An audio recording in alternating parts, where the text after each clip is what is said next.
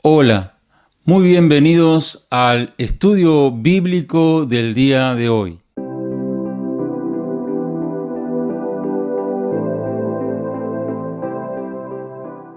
Soy el pastor Diego Merelo y desde ya hace un tiempo que venimos estudiando este libro de Hechos, capítulo por capítulo, versículo a versículo. Y de esa manera es que le sacamos mayor provecho a dicho libro. En esta ocasión estaremos culminando el capítulo 11 y vamos a estar leyendo del versículo 27 hasta el final, el versículo 30. Los invito a abrir sus Biblias y a poder estudiar juntos la palabra de Dios.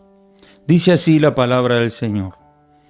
En aquellos días, unos profetas descendieron de Jerusalén a Antioquía, y levantándose uno de ellos, llamado Agabo, daba a entender por el Espíritu que vendría una gran hambre en toda la tierra habitada, la cual sucedió en tiempo de Claudio.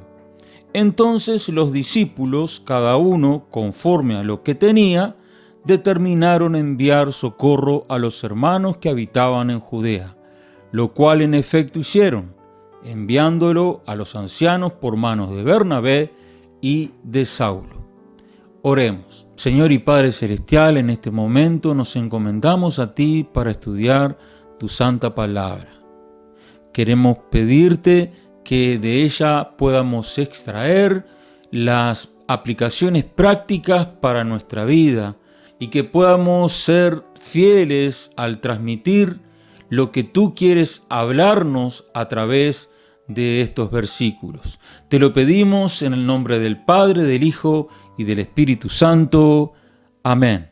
El versículo 27, como leímos hace un instante, dice así: en aquellos días unos profetas descendieron de Jerusalén a Antioquía. Como habíamos visto en la clase anterior, ya Pablo y Bernabé estaban radicados en la ciudad de Antioquía para enseñar la palabra del Señor a esos nuevos creyentes. Y como leímos en el versículo 27, en aquellos días unos profetas descendieron de Jerusalén a la ciudad de Antioquía, donde estaba Pablo y donde estaba Bernabé. Y esto indica que existía un gran vínculo entre la iglesia madre de Jerusalén y la iglesia de Antioquía. Esos profetas llegan a visitar a la iglesia de Antioquía para poder aportar su ministerio, sus dones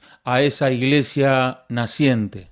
Lucas aquí no nos dice cuántos profetas eran, pero se trataba de hombres cristianos que tenían ese don de profecía, ese ministerio de profecía, y que en ese momento llegaban a la ciudad de Antioquía para fortalecer a los creyentes en su fe. Como referencia podemos ver el capítulo 13 de Hechos, el versículo 1, donde nos dice: había entonces en la iglesia que estaba en Antioquía profetas y maestros, entre los cuales está Bernabé y también se encuentra Pablo. Pero qué importante es el trabajo de estos hombres. Ellos también dispusieron su corazón para ir a Antioquía a poder desarrollar los dones espirituales que Dios le estaba dando, en este caso el don de profeta. En el capítulo 11, versículo 27, es la primera vez que Lucas menciona a profetas. Pero sabemos por otros pasajes del Nuevo Testamento cuáles eran algunas de las misiones o las tareas que hacían los profetas dentro de la iglesia. Entre ellas, interpretaban, predicaban la palabra de Dios, animaban al pueblo de Dios y anunciaban hechos que habrían de venir, hechos futuros. Como podemos ver claramente en el siguiente versículo, el versículo 28, que dice así: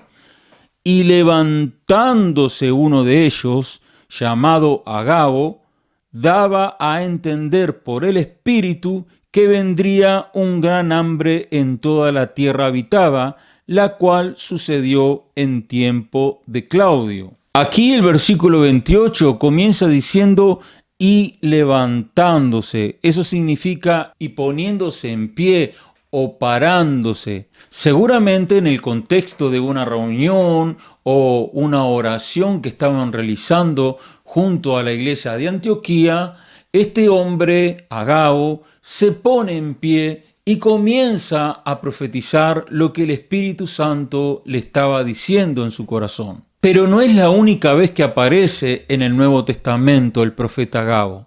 También lo podemos ver allá en Hechos capítulo 21, versículos 10 y 11, donde en aquella oportunidad él le predice, le profetiza al apóstol Pablo que sería apresado en Jerusalén. En ese momento Pablo se encontraba en la casa del evangelista Felipe, que quedaba en Cesarea, y mientras los hermanos que estaban ahí en Cesarea le decían a Pablo que no fuera a Jerusalén, porque todos sentían en su corazón que era peligroso para Pablo ir desde Cesarea a Jerusalén porque allí le podía ocurrir algo, lo confirma el profeta Agabo tomando el cinto de Pablo, y Agabo se ata tanto las manos como los pies y dijo: así atarán los judíos en Jerusalén al varón de quien es este cinto y le entregarán en manos de los gentiles. Aquí vemos la segunda aparición del profeta Agabo. Y es importante notar de qué se trata el ministerio de profeta en el Nuevo Testamento. Aquí, en este caso, las dos veces que vemos su intervención es para predecir el futuro. Lo curioso de todo esto es que en las dos profecías que Agabo interviene, no profetiza cosas bonitas, cosas lindas, cosas que agraden a la gente, sino que habla de un hambre que iba a venir sobre la tierra, y también le advierte a Pablo que iba a ser apresado en Jerusalén y que iba a ser entregado en manos de los gentiles, cosa que aconteció. Y vemos el cumplimiento. ¿Qué es lo que prueba que una persona es profeta? Bueno, es el cumplimiento de lo que la persona dice. Aquí vemos que lo que Agabo profetizó se cumplió.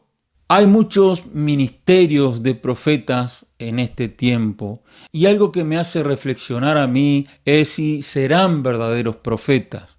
Porque hoy vemos personas que se llaman profetas y dicen cosas que a la gente le gusta, como te enviaré a las naciones, o te levantaré como un siervo o una sierva de Dios, o irás a las naciones y serás la mejor cantante, como hace algunos años ya, estando aquí en el ministerio, en una oportunidad se me acerca una hermanita que venía de otra congregación, y era una hermana que quería cantar, quería estar en el ministerio de la alabanza. Entonces yo le dije: a ver, cantá, para ver si realmente ella tenía el don del canto. Y cuando comienza a cantar, yo pude percibir que no tenía el don de canto. Y yo le digo: ¿y por qué decís vos que sos la persona indicada para cantar en esta iglesia? Y ella me contestó: porque de la iglesia que yo vengo, un profeta me dijo que Dios me iba a usar en las naciones cantando. Entonces uno comienza a meditar y a poner en duda lo que dicen tales profetas en estos tiempos, y a cuestionar la existencia de los mismos, porque si a mí me preguntan si yo conozco hoy por hoy un profeta del calibre de esos hombres del Nuevo Testamento, yo dudaría mucho. Sí he conocido hombres de Dios, sí ha habido hombres que me han dicho cosas de parte de Dios a mi vida, pero de ahí a llamarlos profeta hay un trecho. Ni ellos se dicen profetas. como David Wilkerson, por ejemplo. Él es un hombre que en el año 1976 escribió un libro llamado La Visión, donde él dice que Dios le muestra claramente lo que estaba por acontecer en la tierra, y como que ha vuelto ese libro a la memoria de todos con todos los acontecimientos que están pasando. Él hablaba de una pandemia, él hablaba de una peste donde la gente no iba a poder salir de sus casas, también hablaba de que la economía mundial iba a colapsar y da algunos consejos al respecto, pero él nunca se llamó a sí mismo profeta. Sin embargo, si hay alguien que yo considero y tiene todo mi respeto, porque es un hombre que ya es fallecido, pero se fue con el Señor. Y ese hombre, cuando hablaba, porque tuve la oportunidad junto con mi esposa de poder ir a Montevideo y poder escuchar sus palabras, era un hombre que cuando hablaba de parte de Dios. Si a mí me preguntan, es la única referencia contemporánea que yo podría decir, esto es lo que más se puede asemejar al ministerio de un profeta. Aquí habla de que eran personas que tenían el ministerio de profetas, los que descendieron desde Jerusalén hasta Antioquía.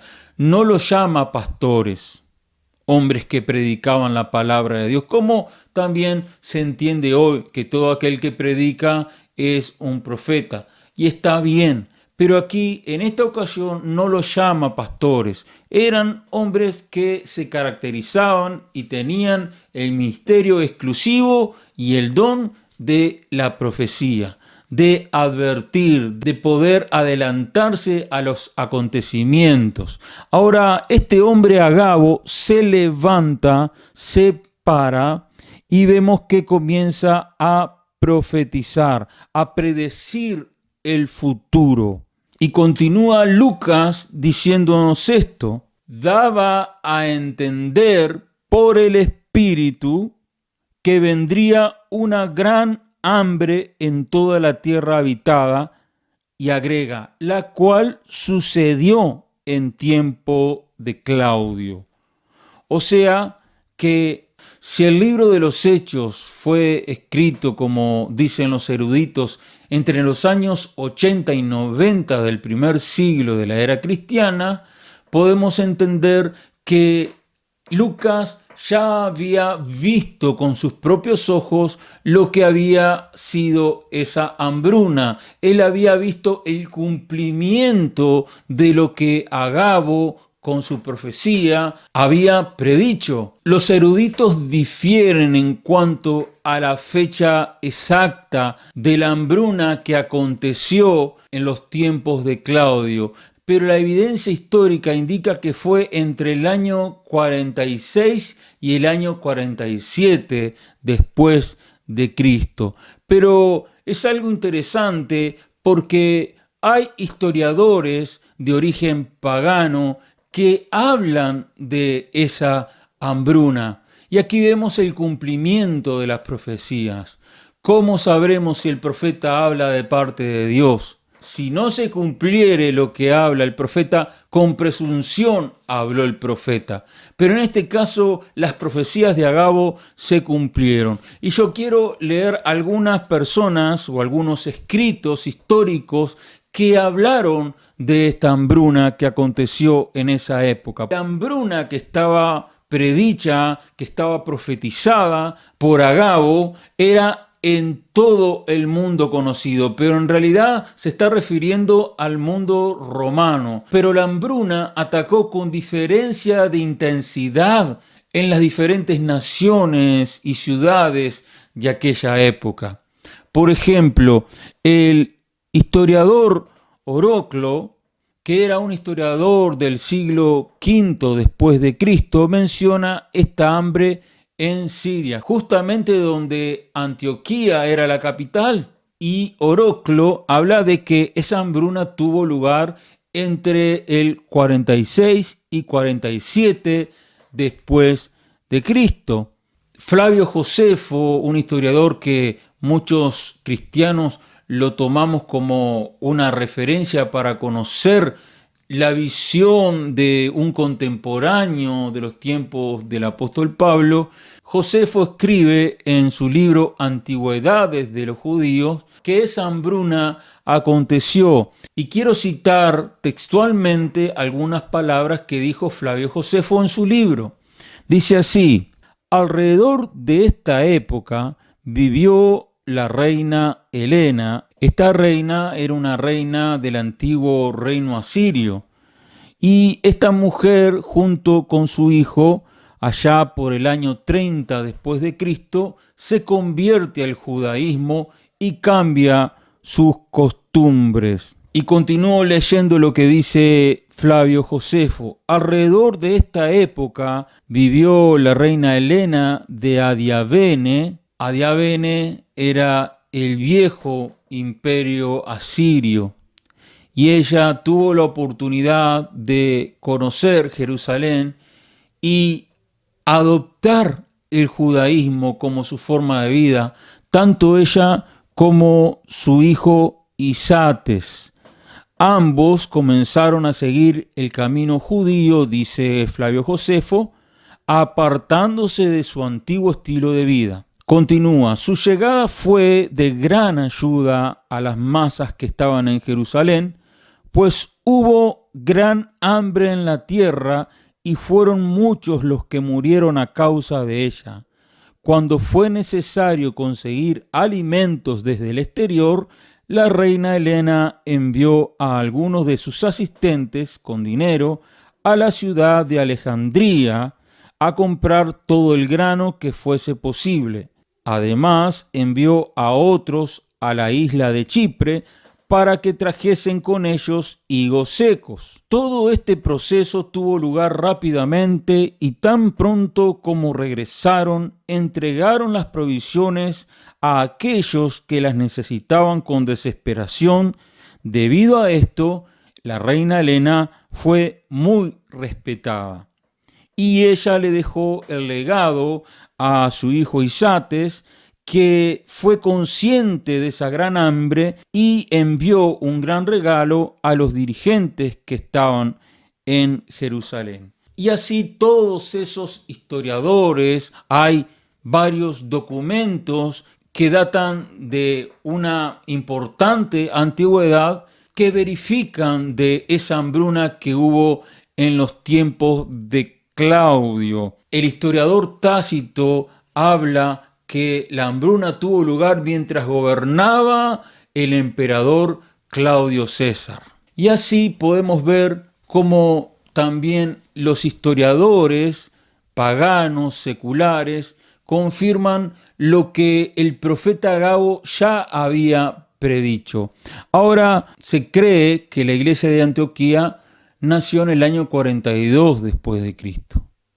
Y si el profeta Agabo profetizó durante ese año, podemos decir que se anticipó en unos 4 o 5 años a los hechos de la hambruna que aconteció sobre el mundo.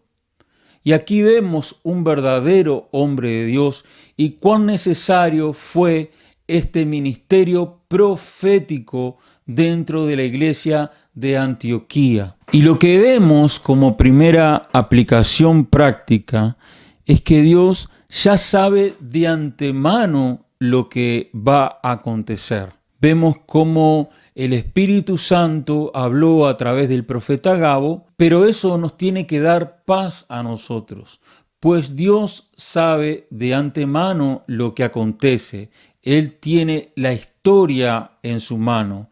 Él vive en un eterno presente. El tiempo para Él no corre. Y esto que nosotros estamos viviendo ahora y que muchos nos preguntamos qué pasará con el mundo o qué va a acontecer con nuestra economía, si vendrá un hambre o no, no sabemos bien lo que va a acontecer de aquí en más. Pero Dios ya lo sabe. Tenemos la palabra profética más segura en la cual hacemos bien en mirarla como una antorcha que alumbra en la oscuridad, dice la palabra de Dios. Por lo tanto, hermanos, Dios sabe lo que va a acontecer. Nosotros no tenemos que preocuparnos. Dios no perdió el control. Dios tiene el control. Así como ya sabía que esa hambruna iba a venir en los tiempos del emperador Claudio y con 5 años de anterioridad la profetizó en Antioquía, así acontece en estos tiempos. Dios ya sabe lo que va a venir. Por lo tanto, nosotros no debemos preocuparnos porque ese mismo Dios que conoce el futuro es tu Dios presente, es tu Dios futuro también, es nuestro Dios y Él tiene el control de todo. No hay que desesperar, hay que estar seguros en Cristo. Tenemos el dueño del universo en nuestro corazón, por lo tanto no hay nada que temer. Y otra cosa que podemos tomar como una segunda aplicación al texto que leímos es que las cosas que acontecen en este mundo también afectan a los cristianos. Si bien Dios promete guardarnos en muchas ocasiones, hay veces que lo que acontece en el mundo también nos afecta a nosotros. Si, como muchos predicen, la economía comenzara a ser afectada cada vez más en nuestro país y en el mundo, por supuesto que eso va a afectar a las empresas y empresas donde muchos cristianos tal vez trabajan. O quizás podamos caer en el fanatismo de decir, a mí no me va a tocar nada porque yo soy un hijo de Dios y caerán 1000 a mi diestra y 10.000 a mi siniestra, pero a mí no me tocará nada, y caer en esa especie de fanatismo religioso. Cuando hay cosas que acontecen en este mundo, también nos afectan a nosotros. Si hubiera un terremoto, también afecta a iglesias y las iglesias también se rompen. Esto de la pandemia mundial también afectó a la iglesia, porque no nos podemos reunir. Entonces no es que nada nos va a tocar. Dios nos guarde. Ayer estaba mirando en las redes la foto de un pastor y el título de la portada decía, los pastores también se enferman. Ese hombre había contraído la enfermedad de la cual todos hablen y que YouTube no permite que hablen mucho. Por eso yo me refiero con otros términos. Hay cosas que nos afectan a nosotros también, por más que seamos cristianos. Pablo dijo, ¿quién enferma y yo no? Hay cosas que vienen sobre nuestras vidas porque somos partes del mundo, porque si bien nosotros tenemos nuestra ciudadanía celestial, también somos parte de este mundo y lo que afecta a este mundo también nos rebota a nosotros, nos afecta a nosotros, afecta a las producciones, afecta a las empresas. Entonces no podemos decir y declarar y decretar como hacen muchos, diciendo a mí no me tocará, a mí no me va a hacer nada, porque eso hace que entremos en un fanatismo religioso que no es de buen testimonio. Porque ¿qué acontece si eso sí nos enferma? ¿Qué acontece si a nosotros nos ocurre algo? ¿Qué dirán después aquellos que te escucharon decir que a ti no te tocaría nada? Está bien tomarse de las promesas bíblicas, está correcto que uno ore pidiendo a Dios su protección y eso está perfecto, pero muchas veces los cristianos también somos afectados. Entonces, hermanos, humildad ante todas las cosas, que debemos orar para que eso no llegue a nosotros, y no llegue a nosotros y tampoco a otras personas, porque debemos orar con misericordia también por nuestro prójimo, pero no caer en los extremos de decir que a mí no me toca nada porque soy un hijo de Dios, porque ahora es muy fácil decirlo. Encerrados en nuestras casas y cuando no vivimos una situación sanitaria como la están viviendo otros países, podemos decir eso, porque como dice el dicho, todavía las balas pican lejos.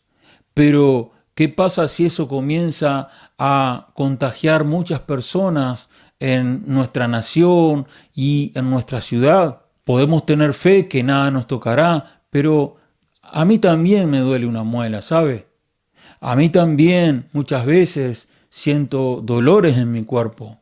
Yo también necesito de los médicos. Si los precios de los alimentos suben por la escasez de ellos o porque la economía global se ha disparado, yo como cristiano debo pagar más esos alimentos y eso me está afectando también. El dinero que me alcanzaba ayer, hoy ya no me alcanza tanto.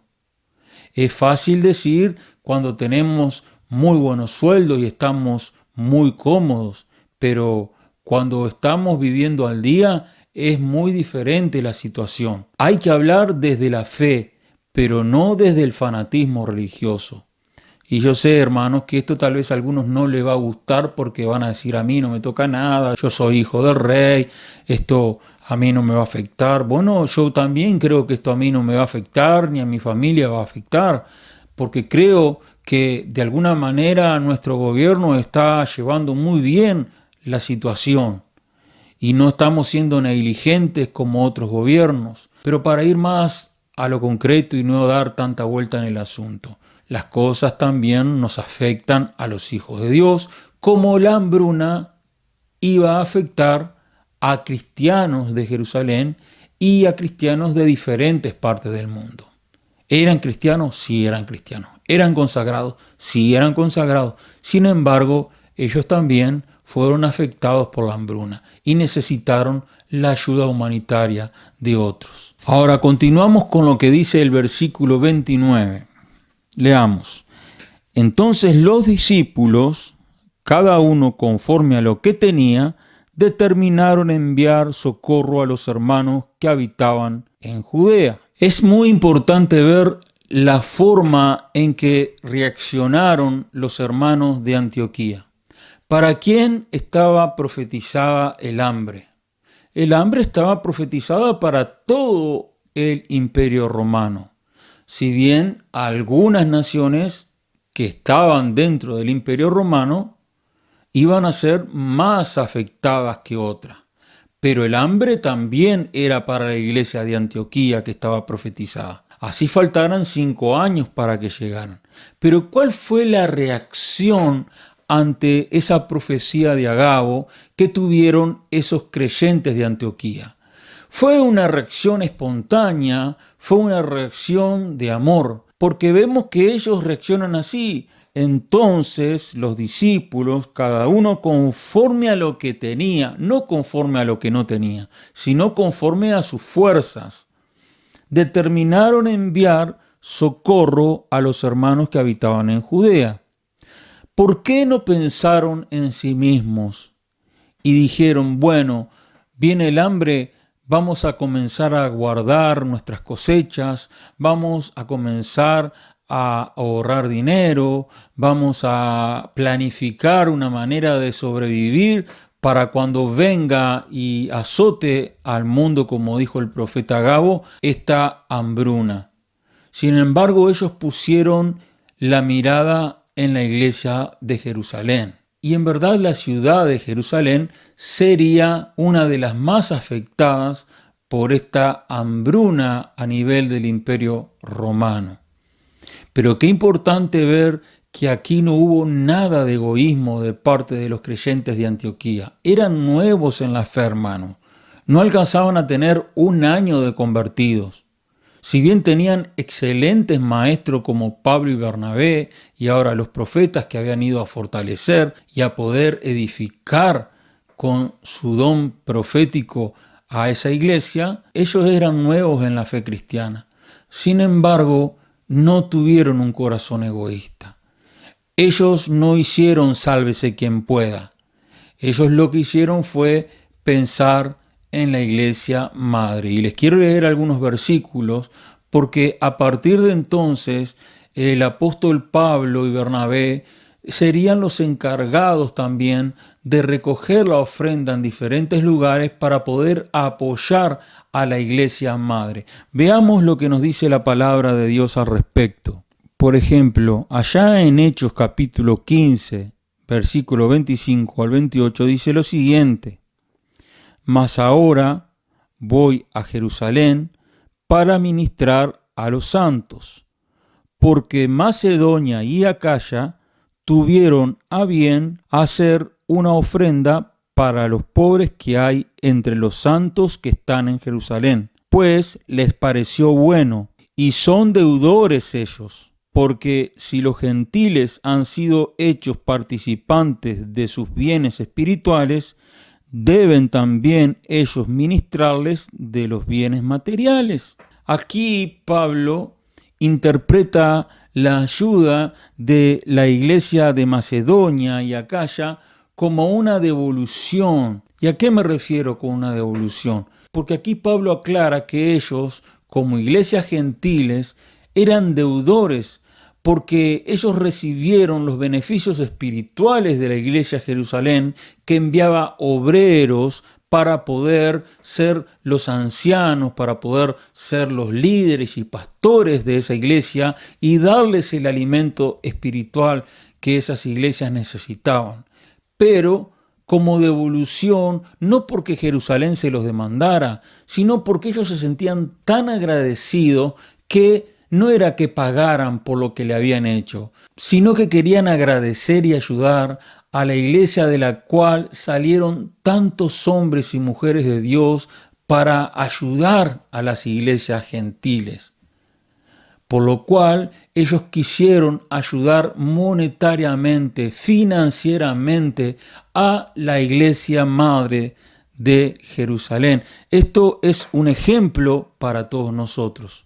También en 2 de Corintios capítulo 8, versículo 1 al 6, dice así: Asimismo, hermanos, os hacemos saber la gracia de Dios que se ha dado a las iglesias de Macedonia, que en grande prueba de tribulación, la abundancia de su gozo y su profunda pobreza abundaron en riquezas de su generosidad. La iglesia de Macedonia era una iglesia pobre, sin embargo era rica en generosidad. Continuamos con el versículo 3. Pues doy testimonio de que con agrado han dado conforme a sus fuerzas y aún más allá de sus fuerzas, pidiéndonos con muchos ruegos que les concediésemos el privilegio de participar de este servicio para los santos. O sea, se refiere a la iglesia de Jerusalén, a los santos de Jerusalén. Y no como lo esperábamos,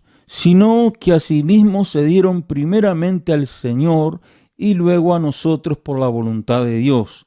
De manera que exhortamos a Tito para que tal como comenzó antes, asimismo acabe también entre vosotros esta obra de gracia. Por tanto, como en todo abundáis, en fe, en palabra, en ciencia, en toda solicitud y en vuestro amor para con nosotros, abundad también en esta gracia. ¿De qué gracia está hablando? La gracia de poder ayudar a una iglesia hermana como la iglesia de Jerusalén. Los corintios habían prometido una ayuda para la iglesia de Jerusalén, pero se habían olvidado de ella. Ellos estaban en su mundo. Sin embargo, Pablo muy astutamente les da el ejemplo de las iglesias de Macedonia, que siendo iglesias pobres, no como la iglesia de Corinto, que era una iglesia próspera, ellos rogaron que pudieran participar de este servicio a los santos de Jerusalén. Las iglesias de Macedonia eran un ejemplo para seguir, y por eso Pablo se los dice en la carta a los Corintios. Miren que los macedonios, aún siendo mucho más pobres que ustedes, nos rogaron con todo su corazón poder ayudar, porque por más que eran pobres, ellos abundaban y eran ricos en generosidad.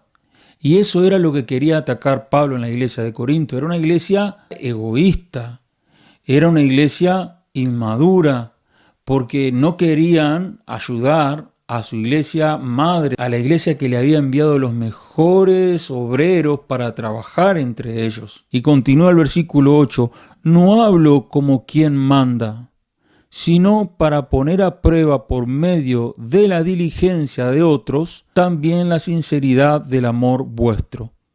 Aquí Pablo le está diciendo a los corintios, a ver hasta dónde está el amor de ustedes. Yo les pongo como ejemplo a las iglesias de Macedonia. Ellos son verdaderamente sinceros en su amor. Pero ustedes, ¿cómo están?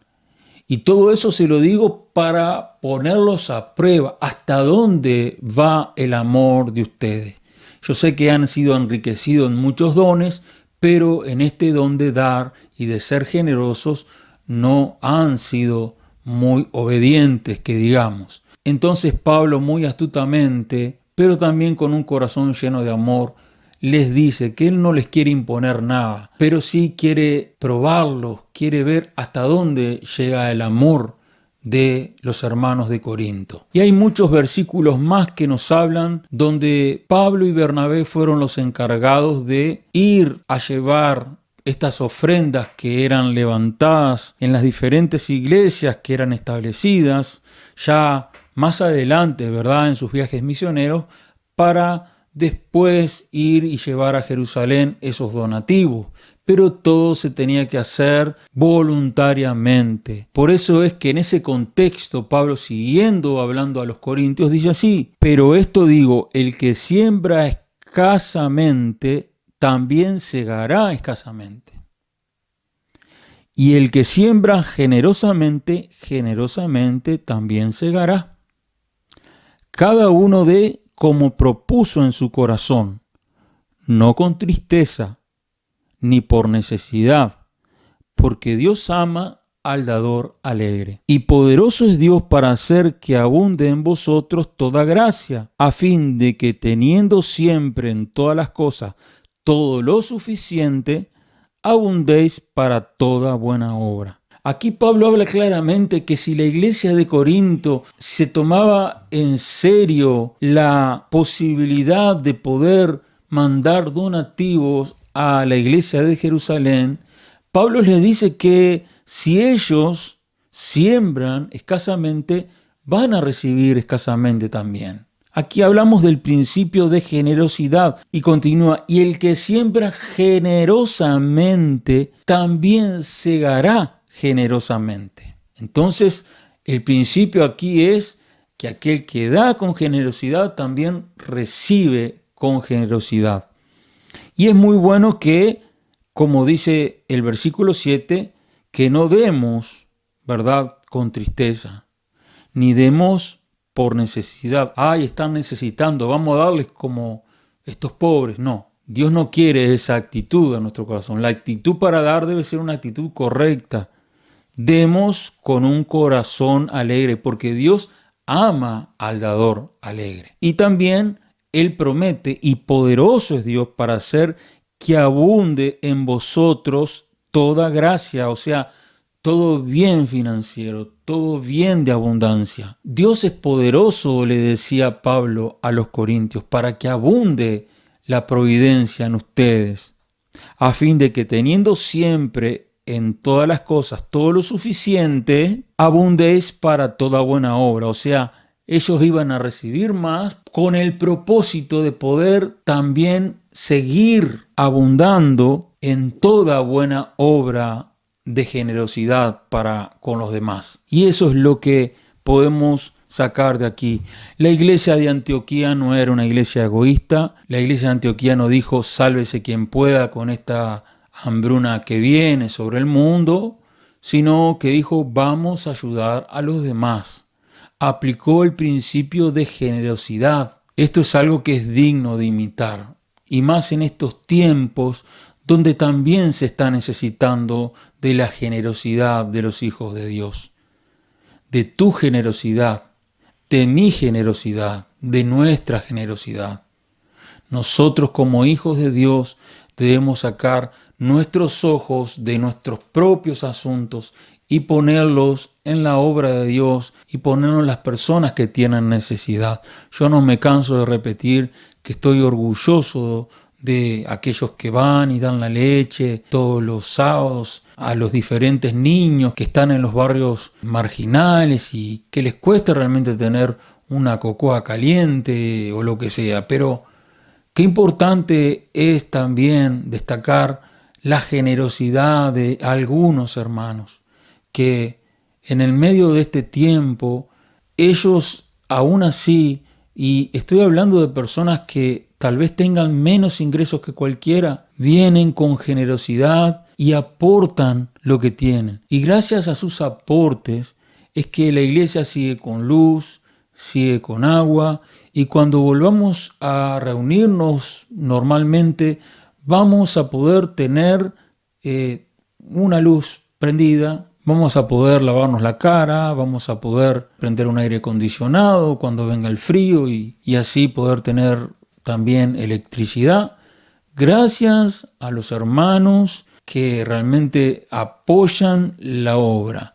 Pero también quiero hacer una exhortación, un llamado. Hermanos, ¿qué pasa con la generosidad de los demás? Yo lo que noto es que muchos se han olvidado, no existe la iglesia que se arregle como pueda. Y es algo que me entristece porque estas cosas salen a luz y uno piensa hasta dónde se ama realmente a la iglesia. Los hermanos que la están luchando, que son trabajadores como cualquier otro, son los que le han puesto el pecho a las balas en este tiempo y la iglesia se ha visto beneficiada por la generosidad de unos pocos comparados con todos los que somos. Y yo desde aquí quiero aprovechar, agradecer a esos hermanos, que Dios les dé en abundancia para que también puedan seguir abundando en esa gracia de poder ayudar a todos los necesitados.